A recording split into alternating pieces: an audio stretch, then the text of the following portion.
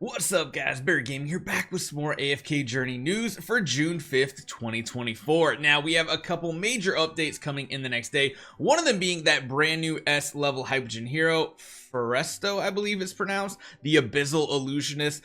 He will be in the Stargazing Station, he'll be in the guild store, we kind of already talked about a little bit. We're getting additional quests, all these things, we're getting additional artifacts, but there's one thing specifically that has gone unanswered that we finally got answers for, and that has to do with the magic charms, the merchants, the dust, all that fun stuff. So hopefully you guys enjoy this one. There's using some like hero buffs and stuff like that in the way of bug fixes, so that's cool as well. Hit that subscribe button if you guys are new to the channel. Let's jump right into it. So let's start off with probably the biggest hot topic, and that is Dura's Trial and Magic Charms. One thing that they've been kind of giving us is, of course, a daily dose of progression on our accounts, with one really weird thing that we've been unable to use: Golden Essence and Crimson Essence, and eventually like the silverish version of the Essence too once we get duplicates, but that's going to be a little bit before we get there. We've been sitting on these and we've been like, where are our pieces? Because we literally have heroes. I think my Odie might actually be one of them, where I'm still stuck on the elite version because I just can't get one of these sigils to drop for us, and it is really triggering. However, something really good is coming. They're adding a new magic charm merchant, a new vendor where you can exchange those essences that we just showed you guys. These two are right over here. Those essences will be tradable for magic charm chests. Now, I don't know if they're going to be selectable, or you can just buy like the chests you get in Dura's Trial itself, where they are like, you know, dedicated for a specific faction. I don't know if they'll be like this or like rogues, or if they'll be more like this where they're just generic and you have to play the RNG game again.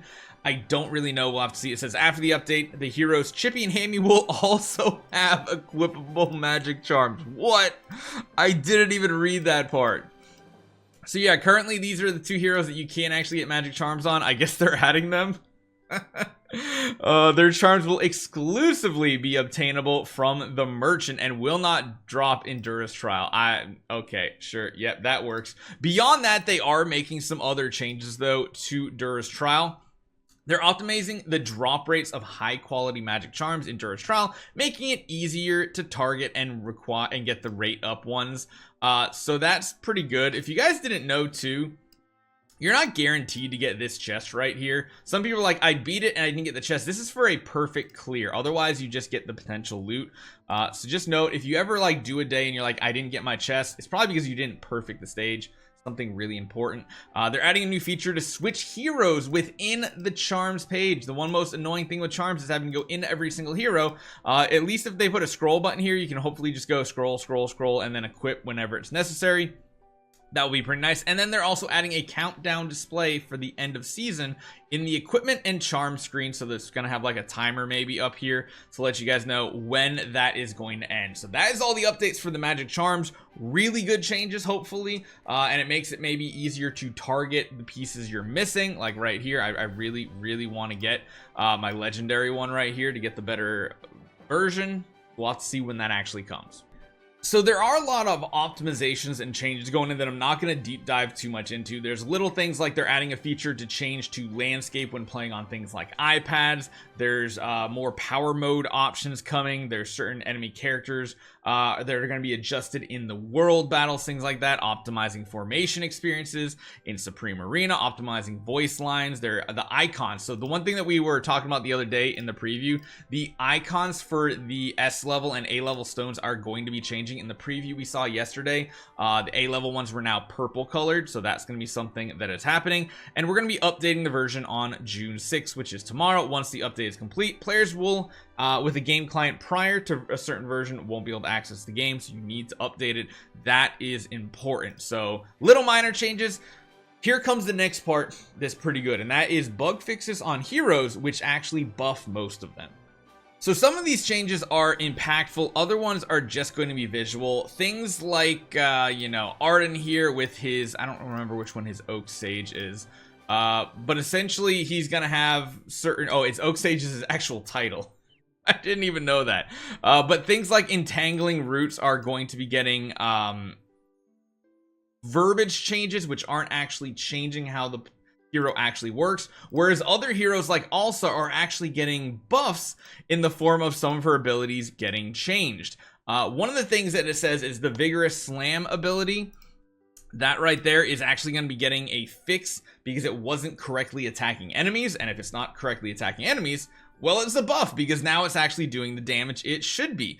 Things like swift evasion and all that were not triggering when taking close range damage from enemies with large physique. So if their body was really big, it wasn't doing it, which means she was squishier than she should be. Things like rolling boulder could be interrupted and fail to actually deal damage in certain sound effects, like visual effects would happen on the screen. It would prevent it from doing damage. So things like this are actually buffs to heroes like Alsa.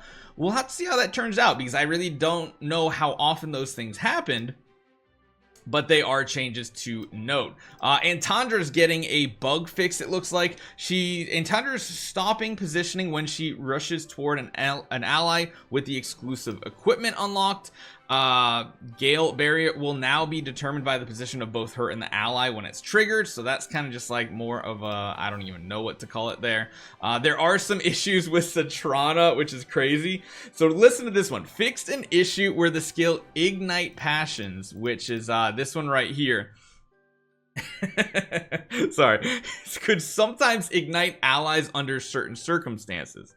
Yeah, she would actually deal damage to allies in certain situations, which is just crazy to think. But okay, that's fine. I mean, as long as it's getting fixed, that is cool.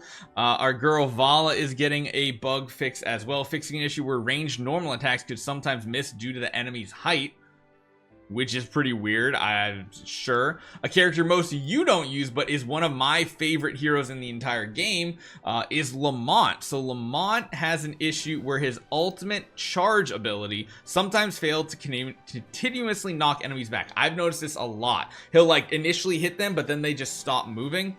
He's supposed to continue and pull them all the way to the edge of the arena, so that is going to be a cool buff to him in a way, because if it wasn't working properly and now it is, that is a buff.